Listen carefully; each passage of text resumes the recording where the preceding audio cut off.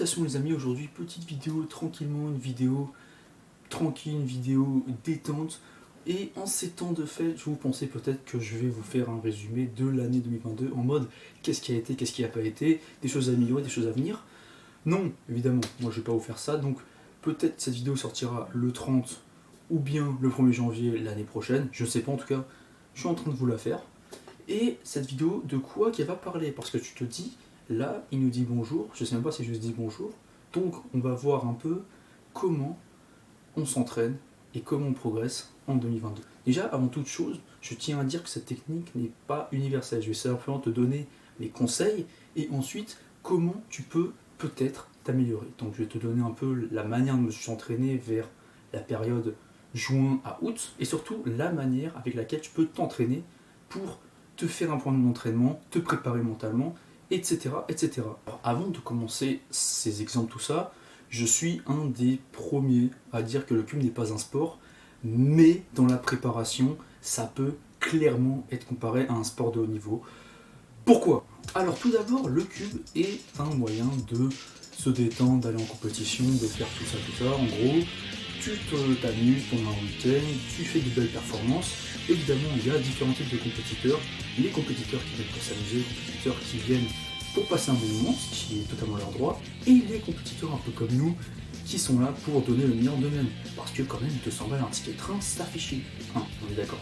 Du coup, quels sont les moyens de devenir meilleur, tout ça? Donc, la préparation mentale, la préparation un peu avant la compétition, c'est-à-dire combien de sessions il faut faire, qu'est-ce qu'il faut faire.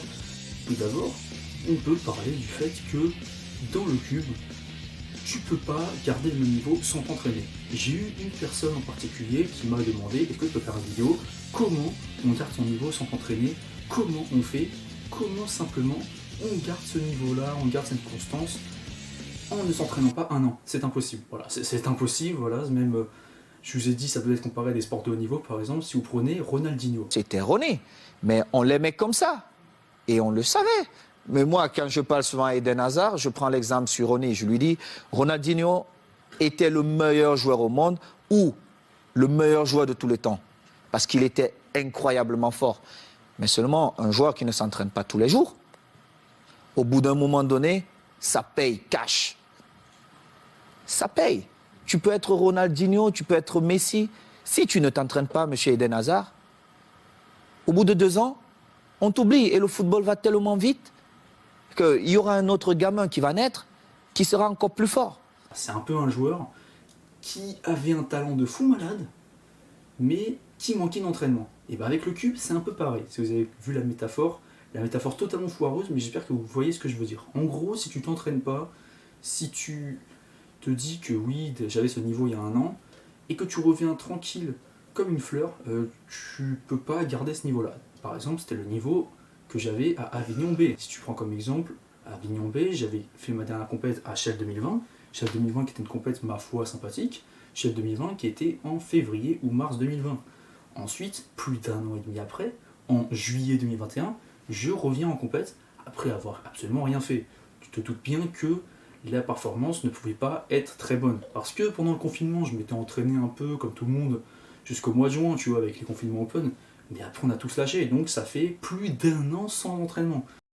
Du coup, on en vient, voilà, après cette parenthèse de tu t'entraînes pas, t'as pas le même niveau, cette parenthèse comme ça, on va en venir enfin à comment on s'entraîne. De mon côté, je sais que pour que je m'entraîne, il faut que j'ai un objectif dans la tête. Imagine que dans quelques temps, tu as les championnats d'Italie et que tu as envie de gagner la première place. Imagine que tu es italien même. Imagine que tu as envie de gagner cette première place en Scube. Et bah tu vas te dire dans ta tête pendant que tu fais ton entraînement, là à ton bureau là-bas, là j'ai envie de faire cette première place en Scube, donc je vais tout donner pour aller en Scube. Tu peux pas avancer sans rien. Tu peux pas avancer sans te dire, oui, je fais juste ça comme ça, je fais juste ça pour le fun, donc c'est quelque chose qui est à différencier entre les compétiteurs fun et les compétiteurs compétitifs.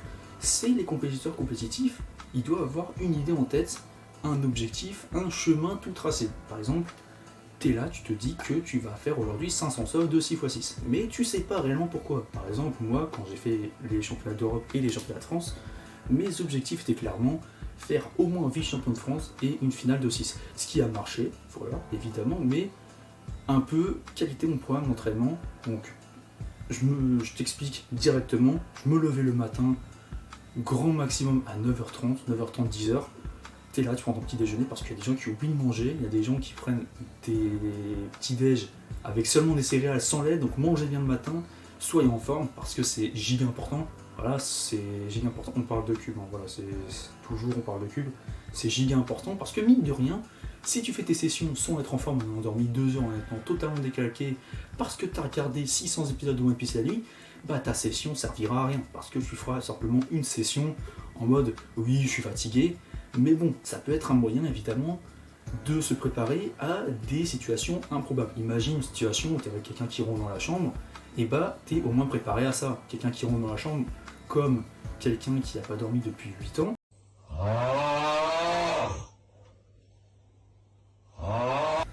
et bah simplement tu vas être préparé à cela parce que t'as pas dormi de la nuit une semaine avant. Et bah ça t'a servi. Voilà, ça t'a servi, mais là, simplement, tu vas faire ta session.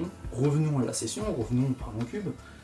Tu te lèves le matin et tu te programmes une session. Par exemple, je sais que avant les France, avant tout ça, j'ai fait un truc, c'était tu te lèves le matin tu te fais 1 heure de 6, l'après-midi de 14 à 16h, tu te fais 2 heures de 7, et le soir de 18h à 20h, 2 heures de 5. Et après le lendemain, je me réveillais, je me disais ok, le matin, réveil 10h, tu te fais jusqu'à midi que du 5-5, te fixe pas, en fait je me fixais pas de nombre de solves exact, parce que sinon j'allais speedrun ça et j'allais pas être concentré, parce que mine de rien, te dire que tu fais ça 1 heure simplement, ça te permet de te concentrer sur tes erreurs. Imagine que tu as fait un mauvais solve de x6, tu peux y réfléchir en mode tiens, qu'est-ce que je pouvais faire là, est-ce que à ce moment là je pouvais aller plus vite. Par exemple, imagine que tu fais descente en 35, mais ton temps à la fin c'est 1 minute 40. Je peux avoir le regret parce que le sub 1.30, voire le sub 1.20 était à portée de main. Il faut réaliser que tu as fait des conneries, des trucs auxquels tu dois te dire oui, là j'ai été bon, là j'ai été moins bon. Et mine de rien, ça peut paraître débile, mais ça permet de savoir où est le mal et ça te permet de t'améliorer. Là, en ayant pris simplement cette mentalité en mode oui, qu'est-ce qui a été, qu'est-ce qui a été, pas été, c'est-à-dire qu'à chaque fin de solve, je me disais ok, là mes centres ils étaient comme ça, ce centre là je pouvais aller plus vite, les 2 premiers centres je les ai fait en 24, je pouvais les faire en 18, tu fais des petits détails comme ça parce que mine de rien ça se joue à des détails. Quand un haut niveau comme ça, tu te dis ok, là ces centres là je dois les faire en 20, tu les fais en 22, ça joue parce que c'est mental, c'est vraiment ces 2 points là, tu t'entraînes en ayant un objectif en tête et surtout, tu comprends où ça va pas, tu te dis d'accord, là, je suis mauvais à cette partie-là, je vais refaire le solve en me concentrant un peu plus sur cette partie-là, et tu peux filmer tes résolutions. Je sais que Abdelak à Fada Open, il filmait ses résolutions de 5x5, et puis après le premier tour, il regardait qu'est-ce qui allait pas. Genre, est-ce qu'à ce moment-là, j'étais un petit peu moins rapide? Est-ce qu'à ce moment-là, ces arêtes-là pouvaient être faites plus rapidement? Qu'est-ce qui clochait au moment où j'ai réfléchi un petit peu? Vraiment, lui, il faisait directement sur le terrain, c'est-à-dire que il terminait son solve, il y avait la personne qui filmait, qui lui passait les vidéos, il regardait à la minute près sur son PC, juste après, qu'est-ce qui a été, qu'est-ce qui n'a pas été, comment je pouvais faire mieux, mais comment je pouvais faire mieux, où sont les problèmes. C'est exactement l'attitude à avoir si tu veux être un champion, progresser, te dire, d'accord, là, j'ai envie réellement de monter, de progresser dans les events, dans ce que j'aime. Et cette technique-là, moi je peux pas la faire parce qu'avec une GoPro, moi j'ai pas de PC sûrement en compète, donc le seul moyen c'est de prendre la carte SD de ma GoPro et la mettre dans mon tel. Oui, mais sur le moment je le fais pas et c'est une erreur. Je dois voir ce qui va pas, je dois voir ce qui va mieux. Parce que c'est bien de savoir ce qui va mieux, parce que quand tu fais quelque chose qui va bien, tu regardes ce qui va bien et tu te dis d'accord, là il faut que je refasse ça. Parce que tu dois travailler tes points forts aussi, un peu tes points forts. Par exemple, imagine le look head, t'es fort dedans, bah, tu t'entraînes dans le look head. Même tu fais des petits exercices hors cube. Par exemple, pour les expériences personnelles, moi au City Stade, des fois je suis gardien de but. C'est pas parce que je suis mauvais, au loin de là, c'est parce que ça améliore les réflexes. Et oui, mine de rien, ça améliore les réflexes. Tu es là, tu as un penalty, tu dois savoir au moment où va le ballon, tout ça. Ça paraît tout con, mais ça améliore les réflexes. Ou même des jeux, tu vois par exemple les jeux de fête foraine là, les jeux où tu appuies sur les boutons et tout, c'est des trucs qui affûtent les réflexes, où tu fais des exercices comme ça, des exercices voilà, pour améliorer tes réflexes, ton look head, ta manière de réfléchir plus vite. Ça, c'est des exercices hors cube, mais qui servent aussi au moment de faire la résolution et le cube. Voilà. Après avoir vu tout ça, on va parler de la préparation mentale. Et je pense que, mine de rien, ça fait une très grande partie du taf. Je vais vous expliquer pourquoi maintenant. Mine de rien, la partie mentale, ça fait un grand taf. Pourquoi ? Alors la partie mentale dans le cube, c'est quelque chose qui freine énormément de cubeurs, bien plus qu'on le pense. Tu es là en compétition, tu t'es entraîné pendant je ne sais combien de temps, tu fais ta résolution, tu arrives en compète, tu fais tes 2 heures de route, et au moment de faire ta résolution, tu trempes des jambes, tu trempes des mains, tu as froid, tu sais pas si tu arrives, et finalement tu rates, et à la fin tu te dis c'était une compétition. Ça peut paraître complètement irréel, mais c'est le cas de pas mal de personnes, même les plus expérimentées. La manière pour faire ça, la manière pour s'améliorer, c'est faire des comptes. Non, plus sérieusement, la manière pour faire ça, c'est de te mettre dans les conditions. Dans les conditions, ce que je faisais vers juin, je pense que c'est vraiment la période de ma carrière, voilà, de rien, parce que c'est un peu des carrières, où j'étais le plus concentré, c'était juin. Juin 2022, j'étais focus. Je cherchais je vous dis ce que je faisais. En gros, j'allais sur YouTube et je faisais bruit de foule et je me mettais ça en fond pendant 2 heures pendant que je faisais du 6-6. Ça m'a aidé, hein. Ça m'a aidé.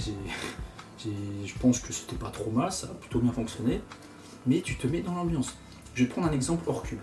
Par exemple, tu peux regarder sur la série Amazon Prime que je n'ai pas, mais j'ai vu sur YouTube, ça se trouve facilement, Mikel Arteta, le coach d'Arsenal, qui fait des entraînements avec la musique de Liverpool, ou plus précisément le chant You Never Walk Alone. En gros, ce qu'il faisait, c'est que dans l'entraînement d'Arsenal, il leur passait le bruit qu'il y avait au stade de Liverpool pour jouer le week-end d'après. Now, okay? We are at Anfield. Let's go!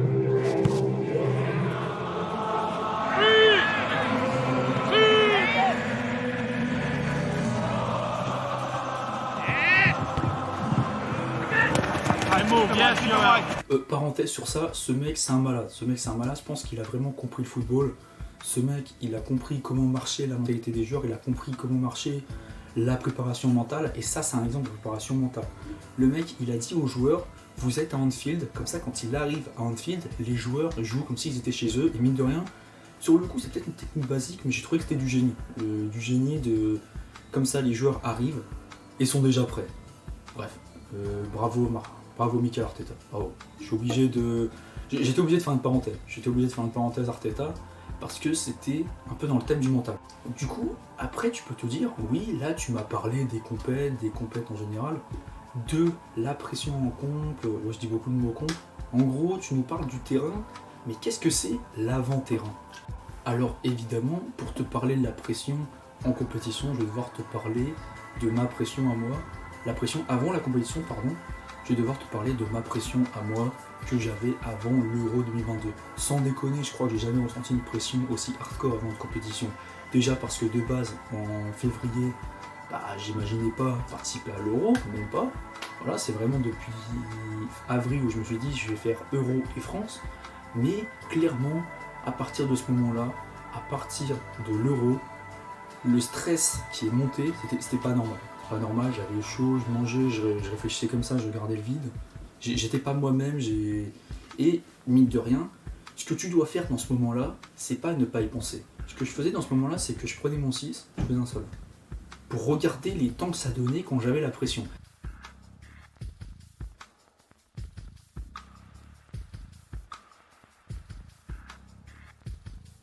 Parce que je pense que j'ai fait quelque chose de pas mal, j'ai fait vraiment ce que j'ai pu.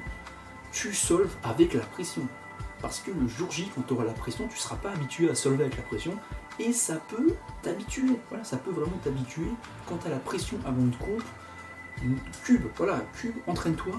Ne fais pas le gars en mode oui, moi j'ai peur de rater, je vais penser à autre chose, je regarde une série, je vais jouer à FIFA.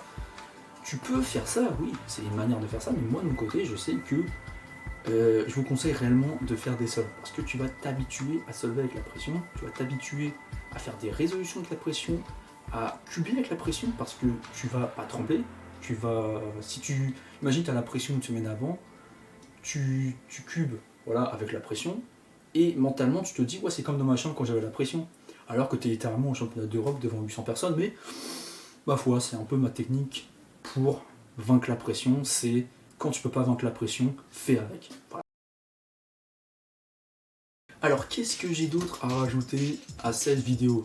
Mine de rien, moi je sais que ma pression, et le moyen que j'ai ma pression, c'est clairement débloqué le jour où j'ai organisé 100 2018.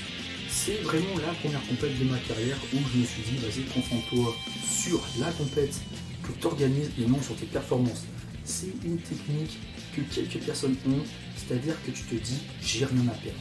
C'est un peu cette tactique de toute façon, donne ce que tu as, joue sans complexe, fais ça un peu à l'arrache, à la rigolade, et ça a plutôt bien marché, parce que je me souviens qu'avant Sens 2018, il y avait un blocage. J'arrivais pas à passer certains paliers que j'ai passé à Sens 2018. Je faisais des soldes chez moi, et je faisais 10 secondes de plus en compète. Quelque chose d'assez rageant que j'arrivais pas à surpasser, et en organisant une compète, en pensant à autre chose qu'une performance à 100%, j'ai pu me débloquer, et c'est un conseil que je donne aux gens. Ne vous mettez pas trop la pression des fois, parce que vous allez mettre votre vie dedans, voilà, garder un équilibre ambition-pression, parce que c'est quelque chose que je vois beaucoup trop des gens qui s'entraînent, qui font 4000 stuff chez eux, et qui le jour J tombent, voilà, même quant à la pression, ces mêmes personnes-là, des fois, qui font 4000 stuff, ils ont la pression d'avant-pompe et ils cuent pas avec la pression. C'est une petite erreur que je trouve, et moi je ne me considère pas comme un world class, mais je pense que je suis pas mauvais non plus pour donner quelques conseils. Donc moi ce que je conseille clairement, c'est que quand vous avez la pression, entraînez-vous avec la pression, car le jour J, quand vous tremblerez des genoux et des jambes, vous serez prêt. Merci d'avoir regardé, c'était une vidéo que j'avais envie de faire depuis pas mal de temps. Je me suis dit que c'était pas une vidéo possible à faire, une vidéo qui était peut-être en trop, mais c'était un peu l'esprit en 2022, c'était tu veux faire une vidéo que t'aimes, tu fais la vidéo que t'aimes bien. Sur ce, je vous souhaite soit une nouvelle année, soit une bonne fin d'année. Et c'était le P, merci d'avoir écouté.